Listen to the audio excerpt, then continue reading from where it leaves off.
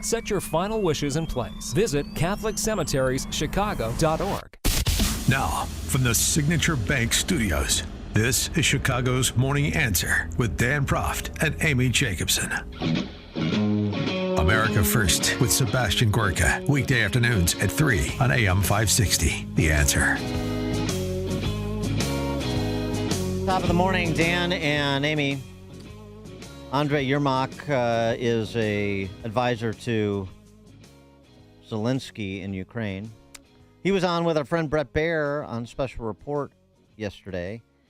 Asked how things are going, given all the reporting about stalemate, manpower issues, the anonymous quotations of alleged senior advisors to Zelensky saying, even if we had all the weapons we wanted, we don't have the men to use them. Average age, I mentioned before the break, average age of Ukrainian soldier is reported to be 43. Wow. That's almost a decade older than the average age of Ukrainian soldier when the war started, which obviously speaks to mounting casualties against a backdrop where the Russians already have a 5-1 manpower advantage. But Yermak said to Brett Baer and to American taxpayers, no, we're making progress. Things are going well. You should have complete confidence. Our response is that American taxpayers can rest easy. It's everything under control, and we really have the guarantees that all findings, it's absolutely using under control of the American sides. And we are working very transparency, and we need this support to win this war. What about how things are going? You know, there's multiple reports that it's essentially a stalemate and that there's not progress against the Russians. You know, in the war, it's the time is calculated in another way. But I can say that during this period of time, the support of United States and other allies, we already liberated 50% of the occupied territories from 24th of the February last year. And our counter-offensive, it's continue. Of course, everybody wants that it's happened more quickly, but we have very positive results every day.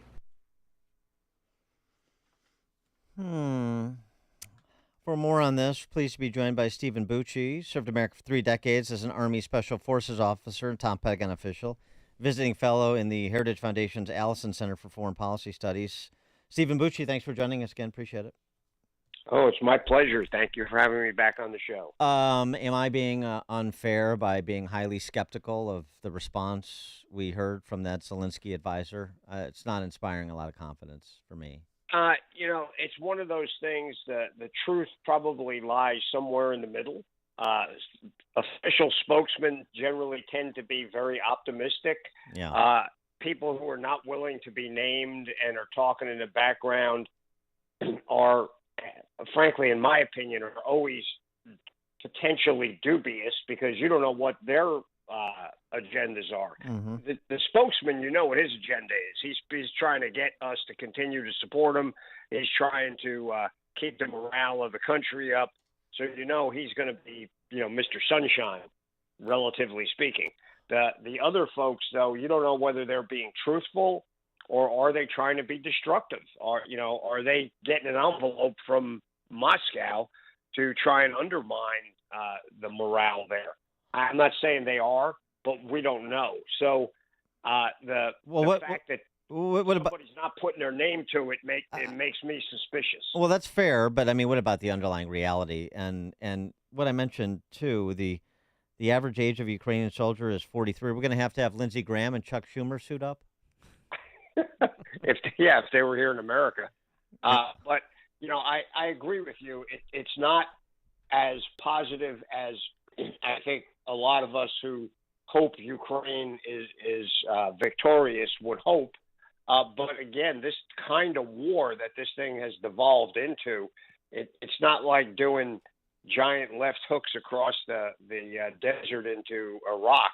This is a very much a dug in, difficult kind of fight, more reminiscent of World War I even than World War II, other than the quality and the killing power of the weapons. So I think everybody who is rooting for Ukraine would hope that they would have made better progress, but I think they're still making progress. I don't think it's a complete stalemate, but it's going much more slowly than anybody would hope, other than Vladimir.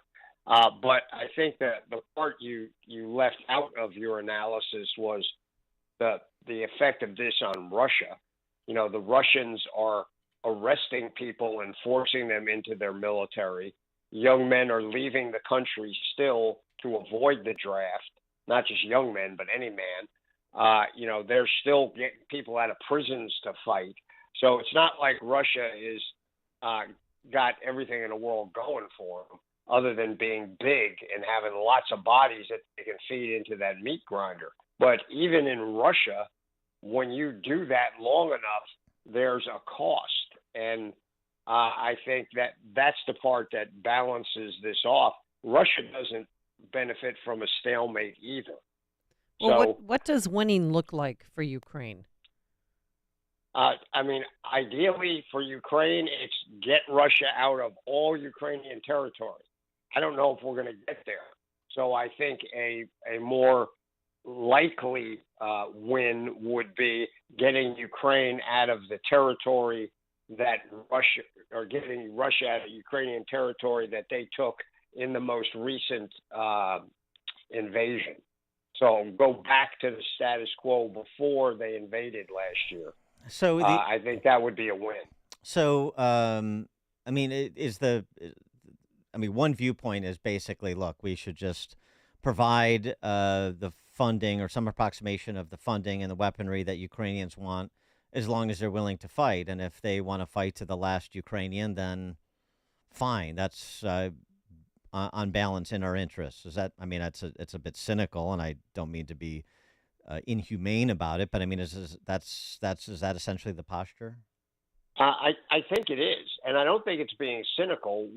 It is not in our interest for Russia to prevail in any way, shape, or form. If Russia wins and takes over, you know, what it has now or more of Ukraine, that is a huge net loss for the United States influence, but also for the international relations sphere in general, because one, it will probably lead to Russia doing other things later, and it will certainly embolden China towards Taiwan, Iran, all over the Middle East, and you never know what the heck North Korea is going to do.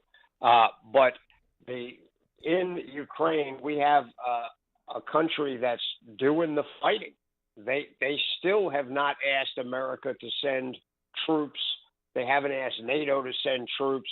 They're just saying, hey, just give us the wherewithal so we can keep fighting. And it's hard not to sit there and go, okay, I got to admire those guys. They're willing to put their blood on the line. They just need the help from a material standpoint.